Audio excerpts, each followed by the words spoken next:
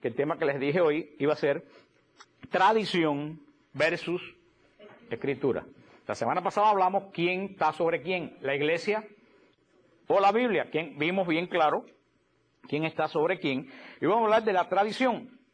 Desde la reforma de Lutero, la tradición ha sido como una mala palabra para algunas ramas del cristianismo no católico. Mientras la iglesia ortodoxa y las iglesias apostólicas, que no son las iglesias apostólicas, la iglesia que viene de los apóstoles, la iglesia caldea, la iglesia armenia, la iglesia copta, que son contemporáneas, que salieron en el siglo I o el siglo II de la iglesia católica, pero llevan 19 siglos separados de la iglesia católica.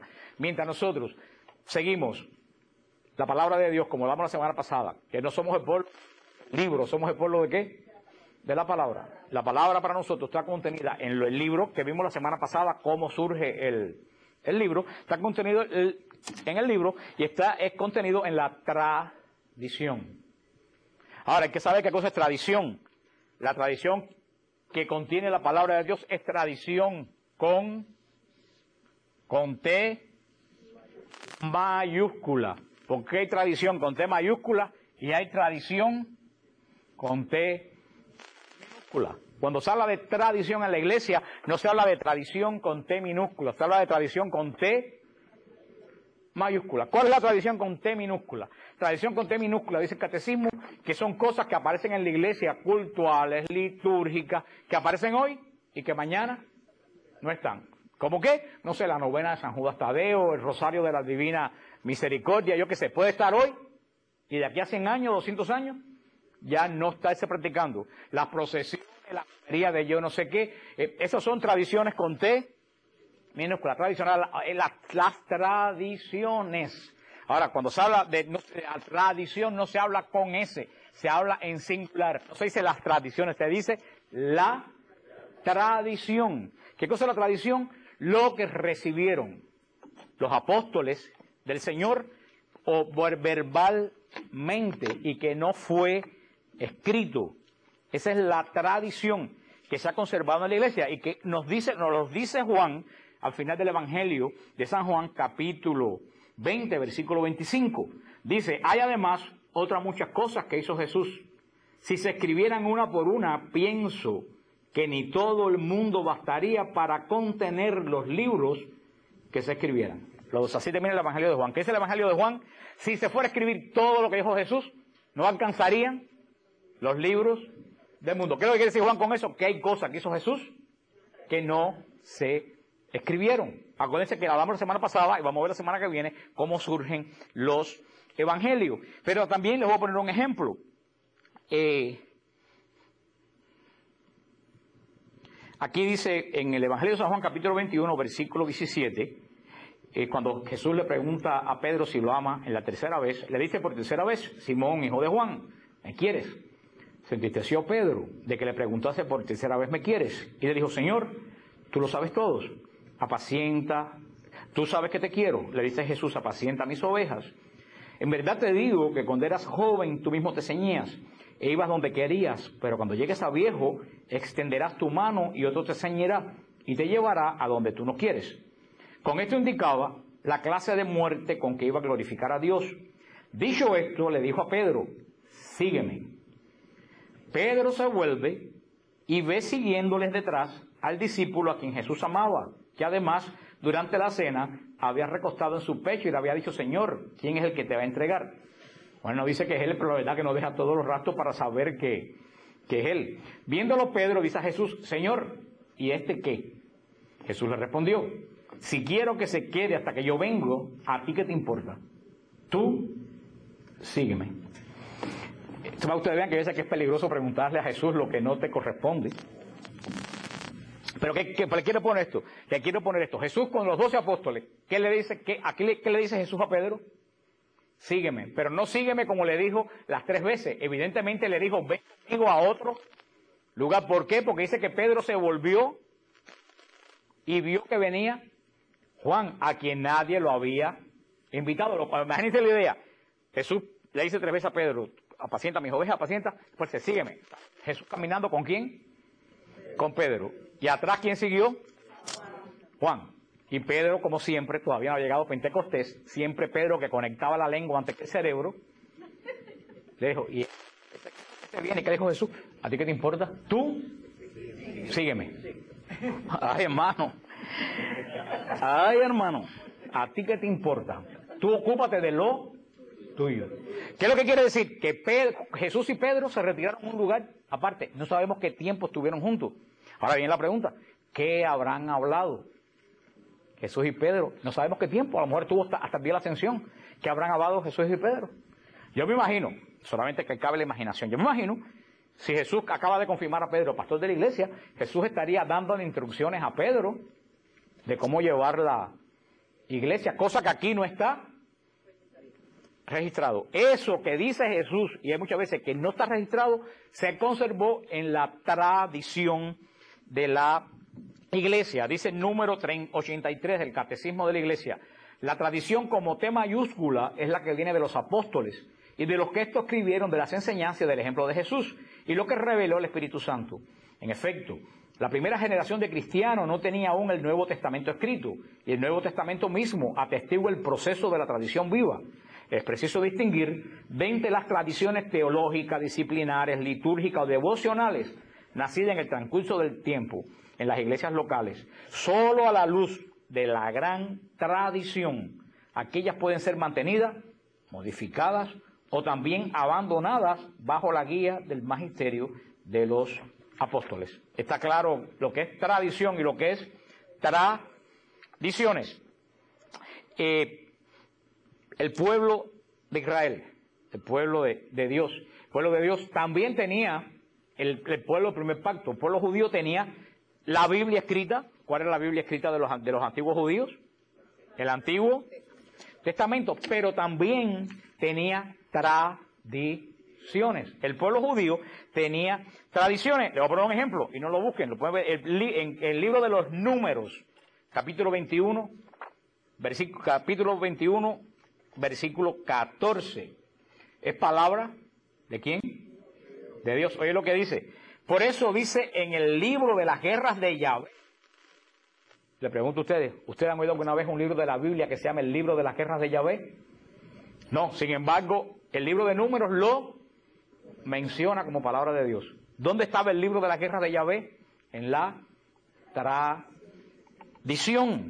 En Josué 10:13 dice: y el sol se detuvo y la luna se paró hasta que el pueblo tomado desquite de sus enemigos. Así está escrito en el libro del justo. ¿Ustedes conocen algún libro de la Biblia que se llama el libro del justo? No. Sin embargo, el episodio de Gabaón, ¿de dónde está tomado? En el libro del justo, y es palabra de Dios. ¿Dónde estaba el libro? ¿De qué era parte el libro del justo? ¿El libro del justo de qué era parte? De las tradiciones. Para los fariseos, la tradición tenía tanta importancia como la escritura. Ahora, ¿qué pasa? Con el tiempo. Bueno, fíjense, también un ejemplo que les voy a poner, lo que dice la epístola de Judas. La epístola de Judas dice que el demonio contendió con San Miguel Arcángel por el cuerpo de Moisés. ¿Dónde está eso en el libro del Éxodo? En ningún lugar. ¿Dónde estaba eso contenido? En la tradición del pueblo judío, porque el pueblo judío tenía libro escrito y tradición. ¿Qué pasa con el tiempo en el pueblo de Israel? El pueblo de Israel, Finalmente, para que la tradición no se pierda, la escribe. Y ya dejó de ser tradición. ¿Cuál es la tradición escrita del pueblo hebreo? Dos libros que nosotros conocemos muy bien, el Talmud y la Mishnah. El Talmud y la Mishnah es la tradición del pueblo hebreo que en el siglo IV y VI los masoretas, ¿cómo hicieron? Le escribieron. Y cuando vean ustedes, voy a poner los ventiladores porque me va a dar un desmayo si yo sigo con este abrigo puesto, no con ventilador.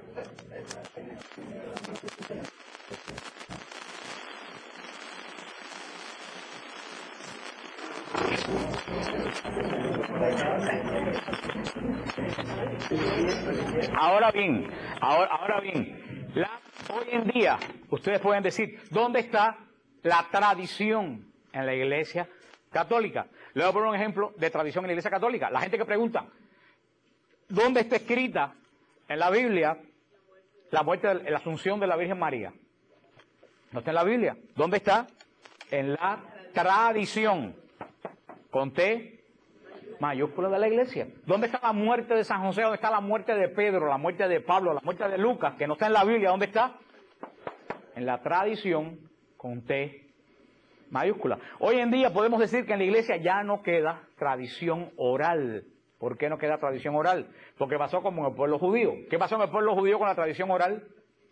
La escribieron. La tradición de la Iglesia ya casi toda está totalmente escrita.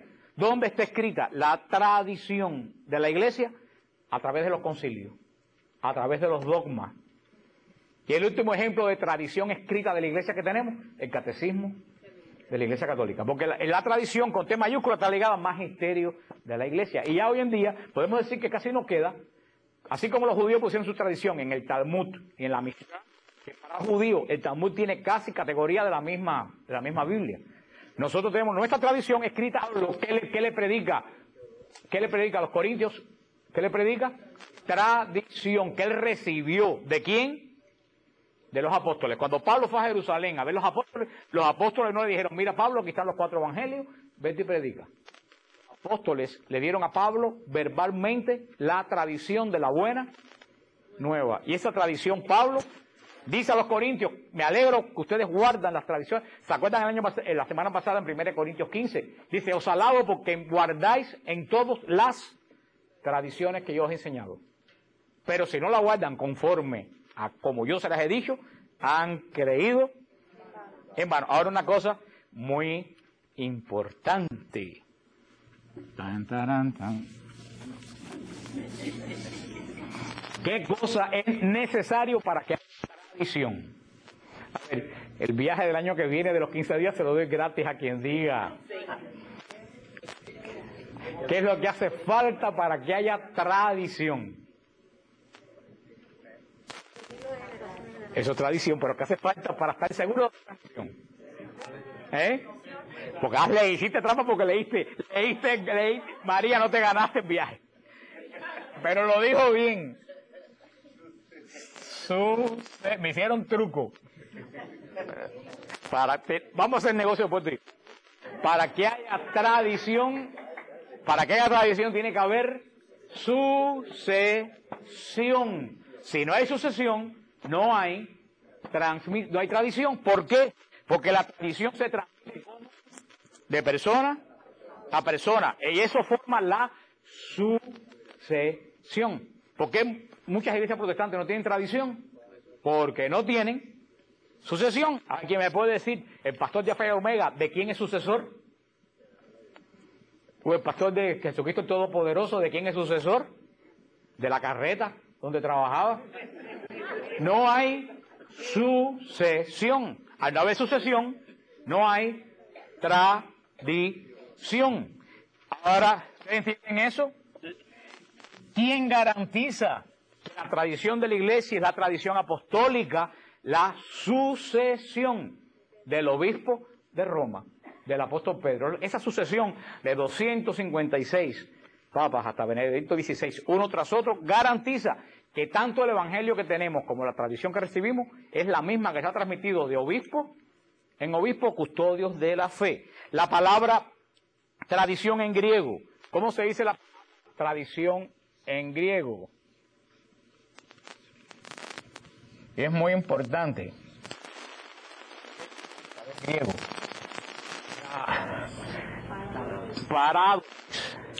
Parádosis se dice tradición. Como vimos, San Pablo alabando a la comunidad de Corintios porque guardan el Evangelio, sino por guardar las tradiciones. Curiosamente, cualquier diccionario, el diccionario que yo tengo de griego es protestante, el libro Concordancia, lo dice, y el diccionario Vox de Salamanca de griego dice que tradición se dice en griego paradosis. Curiosamente, por ejemplo, en Segunda de Tesalonicenses, capítulo 2, versículo 15, Segunda de Tesalonicenses, capítulo 2, versículo 15, dice San Pablo: así pues, hermanos míos, manteneos firmes y guardad las tradiciones. Ahora, si ustedes van a la versión Reina Valera protestante, cambia la palabra tradición por instrucciones. En la Reina Valera dice: así pues, hermanos, manteneos firmes y conservad las instrucciones. En el original griego, la palabra que aparece es paradosis. Entonces, bueno, es que a lo mejor paradosis quiere decir instrucciones y quiere decir tradición. No, la palabra instrucción en griego se dice didescalía. Se dice heterodidescaleo. O sea, vamos a la más sencilla, didescalia, entre didescalía o didescalia y paradosis, ni siquiera hay una posible confusión de términos. Ahora mira tú la maldad, que borran la palabra tradiciones y pones instrucción. Alteran la palabra de Dios, eso dice el original. El original dice instrucciones. ¿Tú sabes por qué? Para no dar gusto a los católicos de ver que Pablo dijo: guarden las ¿qué? Las tradiciones. Hermano, si esa gente que tradujo esa Biblia hizo eso, yo tengo duda de todo lo demás que han traducido. Lo que dicen es una buena traducción. No es una buena traducción, porque dice el Apocalipsis: al que quite o añada una palabra de este libro será borrado del libro de la vida. Ya que vemos que hay una palabra no añadida, cambiada, totalmente. Otro ejemplo, en Segunda de Timoteo, capítulo 2, versículo 2. Segunda de Timoteo, capítulo 2, versículo 2, donde dice el apóstol: y lo que habéis oído de mí entre muchos testigos, esto encargo a los hombres fieles que sean idóneos para enseñar a otros. San Pablo está diciéndole, fíjate lo que está diciendo aquí San Pablo, le dice San Pablo que enseña a Timoteo, para que Timoteo enseñe a otros, que a su vez enseñe. ¿Cómo se llama eso? Tradición. Tradición. El ejemplo que voy a poner, Primera de Corintios 11:23. Primera de Corintios 11:23 es muy importante, porque es el momento que San Pablo habla de la Eucaristía. ¿Y qué dice San Pablo de la Eucaristía? En Primera de Corintios 11:23. Porque yo recibí del Señor esto que les voy a transmitir. Aquí San Pablo no dice que él leyó eso en ningún evangelio, dice que él lo recibió y lo va a transmitir. ¿Cómo se llama eso? Tradición. Le pongo un ejemplo. En Primera de Corintios 15:5 dice Pablo que Jesús resucitado se le apareció primero a Pedro y después a los 12. Busquen el Evangelio de Resurrección. ¿Dónde está que se le apareció a Pedro? No está en ningún lugar que se le apareció primero a Pedro. No existe ese récord en los Evangelios. Sin embargo, Pablo lo dice con seguridad. ¿Dónde estaba eso de que Cristo se le apareció primero a Pedro? ¿Dónde estaba? En la tradición. Eso es un dato que ningún evangelista tiene en ninguno de los escritos, que Pedro fue el primero quien vio a Cristo. Al contrario, dice que Pedro llegó corriendo a la tumba, lo cual no quita que primero se le haya aparecido. Por eso que Juan llegó primero, porque a lo mejor Pedro fue más lento, porque ya sabía que ahí no había absolutamente nada, que Cristo no estaba ahí. Pero este cambio de parádosis por didascalea, para mí es donde quiera que en la Reina Valera dice traducción, dice tradición, lo cambian por enseñanza, por instrucciones. Pero nunca ponen la palabra tradición. Alteran el original verdaderamente con una maravilla que yo te vuelvo a decir. Si alteran esa palabra así, yo no confío en el resto de la traducción en absoluto. Conclusión, los primeros apóstoles, los primeros cristianos, solo tuvieron, ¿qué cosa? Tradición. Todos los apóstoles andaban predicando por todo el tiempo, ¿en base a qué? A lo que recibieron ¿de quién? De Jesús. Y la generación como Ignacio de Antioquía, como Policarpo, como todos esos padres de la iglesia, ¿cómo recibieron el evangelio? Por tradición. Y así estuvo el evangelio hasta que vimos la semana pasada, en el año 300, la iglesia confecciona lo que hoy conocemos como este libro. O sea que los comienzos de la iglesia, no podemos decir que la tradición, como dicen los protestantes, es una mala palabra, porque el evangelio, antes de ser escritura, ¿qué cosa fue? Tradición. Tradición, igual que las primeras comunidades, y eso lo vamos a hablar la semana que viene, y lo hablamos la semana pasada con más propiedad la semana que viene, toda la cantidad de evangelios que estaban circulando, veintitantos evangelios estaban circulando. ¿Quién fue quien libró y limpió? ¿Qué evangelio venían de los apóstoles y qué evangelio no venían de los apóstoles? La iglesia. En el año 397, en el concilio de Cartago. Luego entonces, como dije la semana pasada, dudar de la iglesia es dudar de los evangelios. El primer historiador de la iglesia que existe es Eusebio de Cesarea, un obispo de Cesarea. Eusebio, de verdad que yo los animo a ustedes a leer la historia de la iglesia de Eusebio de Cesarea. Es espectacular. Eusebio de Cesarea vivió las persecuciones de Diocleciano, las persecuciones más terribles que cayeron sobre los cristianos, vio los martirios, vio los mártires asesinados por los romanos, pero Eusebio de Cesarea vio el triunfo de la iglesia. Y Eusebio de Cesarea escribe cómo los cristianos salieron de las catacumbas cuando la libertad y cómo consagraban las basílicas, con los coros, los diáconos, los obispos echando aceite sobre el altar, igual que se consagran las iglesias hoy en día. Es espectacular oír Eusebio de Cesarea cómo describe la alegría de los cristianos cuando pudieron salir públicamente y expresar su fe. En Eusebio de Cesarea, en el año 397, que fue mucho después, le dije, de los edictos de Milán, que fue conocido su concilio, pero un poco antes, en el año 300, el Eusebio de Cesarea nos da una lista de varios obispos, la sucesión de varios obispos. Y Eusebio de Cesarea dice, la seguridad que los evangelios fueron conservados y transmitidos sin error se encuentra en esta sucesión de obispos. Y dice Eusebio de Cesarea, esto constituye la base y la seguridad de la Iglesia católica. ¿Dónde yo saqué ese dato? En un libro del historiador Kenneth Scott Latourette, editado el libro por Casa Bautista de Publicaciones. No es ni siquiera un libro católico.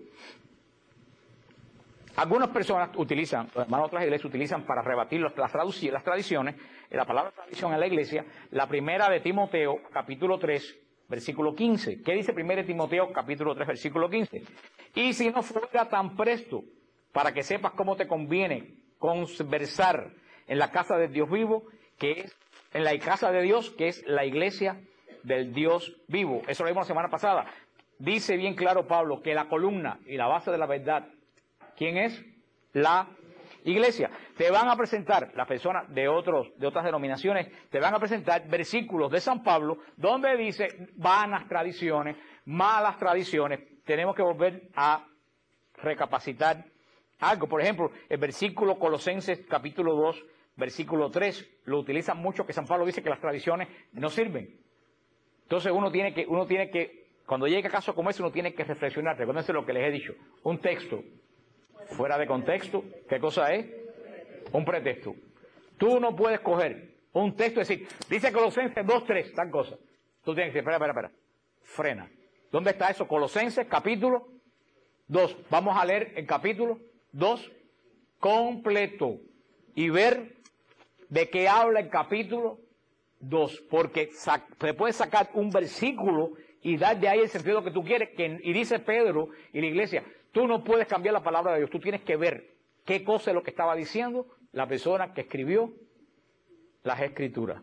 Les pongo un ejemplo, una vez que yo oí a un pastor de aquí de Miami muy famoso predicando que no había que ayunar, que el ayuno, después cambió, era se ayunan. Pero yo sí me acuerdo cuando él decía que no había que ayunar. Y él decía que no había que ayunar porque Cristo dijo en el Evangelio, cuando el novio está en la fiesta, no hay que ayunar. Y lo dice. Pero si tú lees 3 versículos después, dice, días vendrá en que el novio no esté y entonces van a ayunar. ¿Tú ves cómo se puede sacar? Si yo te digo a ti, mira lo que dice el capítulo tal, cuando el novio está, no hay que ayunar. Cristo está con nosotros, no hay que ayunar. Tú dices, ¿verdad que sí que lo dice la...? Pero cuando vas 2 capítulos para allá, tú ves que eso no es lo que Cristo estaba diciendo. Porque tú no puedes coger un versículo y leerlo solo. Tú tienes que leerlo dentro del contexto. Y decir, esto es lo que ese capítulo está diciendo. El libro de los Proverbios dice, hay un versículo del libro de los Proverbios que dice, no hay Dios. Y yo te puedo enseñar, decir, mira lo que dice la Biblia. Tu Biblia dice que no hay Dios. Pero si lees antes, dice el necio en su corazón, no hay Dios. Sí, es que cuando a ti te están dando versículos sueltos, cualquiera puede inventar lo que le da la gana. Para poder entender la Biblia tenemos que situarnos, por eso es que muchas veces la gente se confunde. Y lo he dicho un montón de veces, tú no puedes leer la Biblia con mentalidad del siglo XXI, porque no la vas a entender. Tú tienes que leer la Biblia con la mentalidad con que se escribió. Te pongo un ejemplo. Y una vez se lo puse a ustedes. En Cuba hay una forma de hablar cuando te eliminaban de algo que te decía, a fulano lo plancharon. Quiere decir que Ahora imagínate tú, yo le escribo una carta a alguien y yo digo, chico, yo apliqué para la universidad, pero me plancharon por cristiano. Y esa carta se la encuentran de aquí a 500 años. Dice, mira, este hombre fue mártir. Lo plancharon. ¿Por qué? Porque están leyendo una carta fuera del contexto y del lenguaje con que se escribió. Así pasa con la escritura, por eso es que tanta gente se confunde. Y sobre todo, acuérdense lo que dije, que es el 90% de la apologética. Entonces, el 90% de la apologética, lógica y sentido común. Cuando Pablo les dice a sus comunidades, las tradiciones no sirven, tenemos que frenar. Y te lo dicen, mira, Pablo dice aquí que las tradiciones no sirven. Tú le dices, frena, vamos a irnos a la época de Pablo. ¿Qué hace falta para formar una tradición? ¿Qué es lo primero que hace falta? Están ustedes muy teológicos, no es sucesión. Esa es la garantía de que hay sucesión. Lo primero que hace falta para una tradición es que pase el tiempo. Este país, bendito país en que vivimos, ¿tiene tradiciones? No. Porque este país no tiene tradición. Porque tiene poco tiempo de fundado. Ve a España. En cada pueblo de España hay 300 tradiciones. ¿Por qué? Porque tiene historia. Hasta en nuestros países que tienen 500 años, tienen tradición. Este país no tiene tradición. Se están formando tradiciones. El juego de fútbol el 4 de julio y los fuegos artificiales. Por lo menos a lo mejor de aquí a 500 años en este país. Porque, piensen esto lo que estoy diciendo, que haya tradición tiene que pasar tiempo, el tiempo. Por supuesto que la sucesión es la garantía de la tradición, pero para que se forme una tradición, en 10 años no se forma una tradición. No se forma. Fíjate que ustedes vienen todos los martes aquí, dejan de venir 2 martes porque llovió y no regresan más. ¿Por qué? Porque no tienen tradición. ¿Quiénes regresan? Los que llevan 10 o 15 años veniendo a Siloé. Y esa persona tiene que, la costumbre, la tradición de venir los martes. Pero el que viene 1 o 2 martes, llueve, hay un ciclón, hay 2 semanas que no hay, se acabó, no vuelve más. Perdieron el hilo. ¿Te entiendes lo que le digo? ¿Por qué le digo esto? Cuando Pablo dice, las tradiciones no sirven, ¿cuánto han pasado de la fundación de la iglesia? Ni 15 años. ¿Puede haber tradición en la iglesia cristiana? ¿En 10 o 15 años? No. ¿De qué está hablando Pablo cuando dice las tradiciones no sirven? ¿De qué está hablando? de las tradiciones judías. Porque esa gente estaban llenos de ¿qué? Acuérdense que esa gente eran judíos anteriormente. Esa gente estaban llenos de tradiciones judías, de lavar las cazuelas tantas veces, de botar la levadura, de los baños cultuales, de amarrarse esa cosa aquí, de ponerse la cajita aquí. Eso es lo que dice Pablo. Esas tradiciones no sirven. Pablo no puede referirse a las tradiciones que Cristo dejó porque en 10 años la iglesia no se había formado. Tradición. Y más él va a decir, guarden las tradiciones que yo les he enseñado. Por eso tú le decís, frena, cuando Pablo dice que no se puede guardar las tradiciones, no está refiriéndose a la tradición de la palabra de Dios en Escritura, se está refiriendo a las tradiciones judías. Pasa como con las obras, cuando dice Pablo, las obras no sirven para nada, tú ves, las obras no sirven para nada. Entonces tú tienes que decir, espérate, frena. ¿Quién escribió el himno a la caridad más hermoso que se ha escrito sobre la tierra? San Pablo. Si hablara la lengua de ángeles y de hombres, pero no tengo amor, y no es amor de sentimiento, la palabra es caritas, amor en acción, amor que hace, y no tengo amor que hace, dice Pablo, no soy nada, aunque tuviera fe para mover un monte, pero no tengo el amor de que obra, no soy como Pablo, que escribe, ese himno tan hermoso, va a decir después que las obras no sirven. Frena, ¿a qué obra se refiere Pablo? A las obras de la ley judía. Porque los judíos pensaban que ellos se estaban dando obras que ellos hacían. No comas levadura, no comas calamares, no comas pulpo. Las mujeres que tienen la menstruación, purifíquense en una baño ritual. Amárrate para ponte la cajita con todo eso aquí, déjate los pelos aquí. Eso es lo que dice Pablo. Esas obras no salvan. ¿Salva qué cosa? La gracia. Pero ¿cómo Pablo va a negar el evangelio de Cristo cuando Cristo dice, ni un solo vaso de agua que ustedes den recompensa? ¿Cómo Pablo va a negar a Cristo? ¿Ustedes entienden? Cuando Pablo habla que las obras no sirven, siempre tenemos que pensar que Pablo está predicando a unos añitos ¿de qué? De la ascensión de Jesús. ¿Le está predicando a una comunidad cristiana? No, le está predicando a una comunidad judía. Entonces hay que entender que todo lo que Pablo dice no tiene que ver con el cristianismo hoy.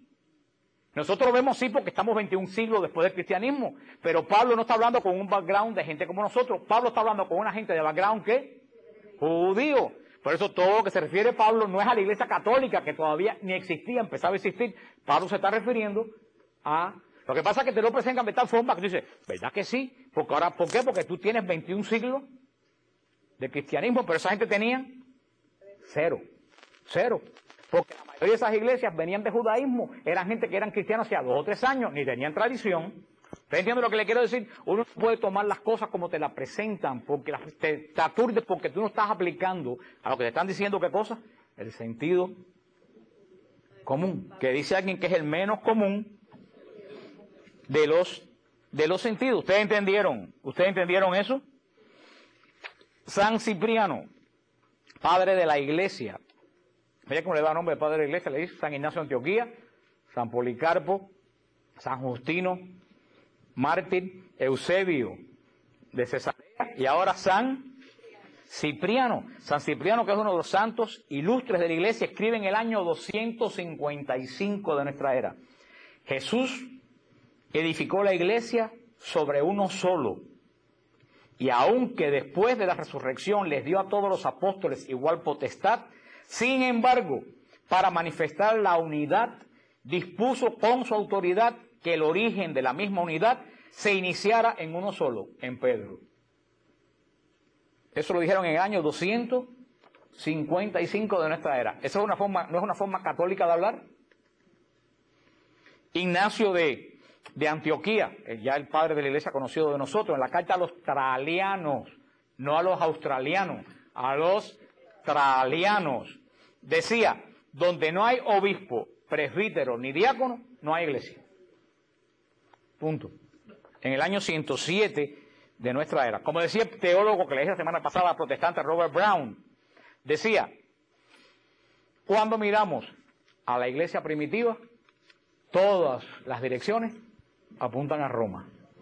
Robert Brown dijo, un gran teólogo protestante, porque la verdad no se puede negar. ¿Ustedes entendieron lo que es tradición? Cuando la iglesia dice nosotros nos fundamos en la Escritura y en la tradición, no quiere decir que nos fundamos en el Rosario de la Aurora, en la novena de San Judas Tadeo, en la fiesta de la caridad en la ermita. No quiere decir eso. Cuando la iglesia dice nos basamos en la Escritura, en la tradición, es en la palabra de Dios que los apóstoles recibieron oral y que con el tiempo se fue escribiendo en los concilios y en el magisterio de la iglesia. Todos los cristianos del mundo, y voy a cerrar la Biblia porque terminé, todos los cristianos del mundo, menos los testigos de Jehová y los mormones. Aparte de esos dos, pero los mormones son pocos, los testigos de Jehová tampoco son muchos, si te comparas con todas las... Pero el resto de los cristianos, hasta los de los shopping centers, todos los cristianos tienen una base, que es la base trinitaria. Todos somos trinitarios, creemos en el Padre, en el Hijo, en el Espíritu Santo. Y ahora bien yo le digo, ¿dónde está la Trinidad en la Biblia? ¿Dónde está la Trinidad en la Biblia? No está la Trinidad en la Biblia. Cuando te preguntan, ¿dónde está el purgatorio en la Biblia? ¿Por qué te lo preguntan? Para decirte, si no está, quiere decir que no existe. Entonces tú le dices, ¿dónde está la Trinidad en la Biblia? Entonces tú no crees en la Trinidad.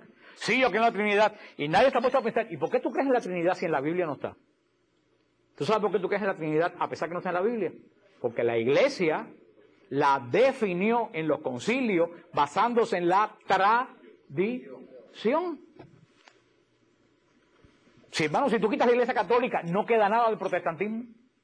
Porque toda la doctrina que ellos tienen, la recibieron de nosotros. La Iglesia en el siglo I solamente sabía que Jesús es Señor. Punto. Lo que se exigía para bautizar, ¿tú crees que Jesús es Señor? Sí, pum, te bautizamos. Pero después con el tiempo, y acuérdense lo que dijo Jesús en la oración sacerdotal de Jueves Santo. Tengo otras muchas cosas, está en el Evangelio de San Juan. Tengo otras muchas cosas que decirles, pero que ustedes ahora no entienden. Cuando venga el Paráclito, Él les revelará. Jesús sabía que si al pueblo, a nosotros, y lo vuelvo a decir, lo he dicho muchas veces, a nosotros no entendemos la Biblia porque no nos ponemos en la situación del pueblo judío. El pueblo judío, nosotros muchas veces lo juzgamos, el pueblo del primer pacto lo juzgamos duramente, pero recuérdense que nosotros tenemos todo muy facilito. Los judíos no tenían las cosas tan facilitas. ¿Por qué no? ¿Qué le faltaba a los judíos que no tenían las cosas facilitas? Que les faltaba el Espíritu Santo. Al no tener Espíritu Santo, ¿cómo iban a entender las profundidades de Dios?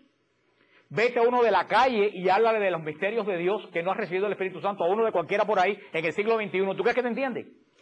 ¿Cuántas veces tú le has hablado de cosas de Dios y no te entienden? Porque no tienen. Y están bautizados. Tienen el Espíritu Santo, aunque no se han dado cuenta de ello. Ahora imagínate, en el pueblo judío, cuando el Espíritu Santo no había descendido. También a los judíos les faltaba algo más que el Espíritu Santo. ¿Qué les faltaba? A ver, bueno, iba a rifar un viaje, pero ya lo dijeron por ahí. Faltaba la gracia. Ellos no eran hijos de Dios, no tenían gracia de Dios. Era una gente que caminaba, mira, tanteando. Por eso esta gente, si cuando tú miras el Antiguo Testamento, es un pueblo que camina dando tropezones. Que nosotros tenemos adelantado eso porque tenemos la gracia, y tenemos el Espíritu Santo y tenemos el bautismo. Y con todo nos entendemos. Por eso dice, ¿por qué Dios no le reveló la Trinidad por los judíos? Hermano, como era Israel, que porque Moisés se demoró un poquito en el Sinaí, se hicieron un becerro de oro y lo adoraron. Si Dios le da la Trinidad, sabe Dios que hubiera parado el pueblo de Israel, se hubiera confundido como Egipto, con 3, 4 dioses. Ellos no estaban capacitados, ni los apóstoles en vida de Jesús estaban capacitados. ¿Por qué? Porque ninguno de ellos, aunque oían hablar a Jesús, tenía el Espíritu Santo. Por eso que Pedro, cuando Jesús va a subir a los cielos, le dice, y es ahora cuando vas a instaurar el reino de Israel. Jesús se va a los cielos y Pedro no ha entendido nada. ¿Cuándo fue cuando Pedro entendió todo lo que Jesús le dijo? El día de Pentecostés. Fue cuando lo entendió. ¿Qué diferencia del Pedro de Pentecostés al Pedro de la Ascensión? El discurso de Pedro en Pentecostés a la necedad que dice Pedro en la ascensión de Jesús. Por eso ese pueblo, ni los apóstoles, tener el Espíritu Santo, el Señor no podía revelar estos dogmas profundos de la fe. Por eso dice, el Espíritu Santo lo va a revelar. ¿Cuándo baja el Espíritu Santo? Pentecostés. ¿Lo reveló de un viaje? No. El Espíritu Santo fue revelando en la iglesia progresivamente, como debe ser. Tú cuando una persona llega de la calle, tú no lo puedes coger, imbutirlo y decirle, mira, estudiate el catecismo, lo funde. Tienes que ir, para eso es el catecismo, yendo poco a poco. Y el Espíritu Santo se fue hablando después de Pentecostés, como Cristo lo prometió, se fue revelando en los concilios que fundaron los dogmas. Y los primeros cristianos se encontraron un problema muy grave, que hasta ahora nosotros hoy en día, como lo tenemos resuelto, no lo pensamos. Si Cristo es un hombre, si Cristo es un hombre bueno, como todos los demás, pero un hombre, ¿qué fue lo que hubo en la cruz? Un sacrificio humano. Sí, porque ¿quién murió en la cruz entonces? Un hombre. Un sacrificio humano puede agradar a Dios, ¿no? Que a Moisés le hubieran cortado la cabeza, hubiera redimido a género humano. Que Abraham hubiera matado a Isaac, hubiera redimido a género humano. No. Entonces, si un hombre muere en la cruz, no hubiera habido redención. Entonces, la iglesia el Espíritu Santo le fue revelando a la iglesia a través de las palabras veladas de Cristo, como dice, yo soy, yo soy, yo soy. El que me ve a mí, ve al Padre. Cuando Cristo perdona los pecados, ¿qué dicen los judíos? ¿Y este quién es para perdonar? Porque los otros dicen, ay, qué lindo, Cristo perdonaba los pecados. Si yo le digo a ustedes ahora, les perdono a todos ustedes los pecados hoy. ¿Ustedes me creen de verdad? ¿Qué es lo que ustedes iban a decir? Y a este que le dio, aunque habría alguien por ahí que se lo creería, porque para creer, búscalo. Si creen por ahí un Jesucristo en el Doral, pueden creer que yo perdono los pecados. Pero a nosotros decimos, Cristo perdona los pecados, pero los judíos decían, ¿quién es este? ¿Quién es el único que puede perdonar pecados? ¿Dios? No, Moisés decía, ¿les perdono los pecados a ustedes? No. Son cosas que nosotros, al no ponerlas en perspectiva, la iglesia se dio cuenta que Jesucristo no era un hombre. Era hombre, pero al mismo tiempo.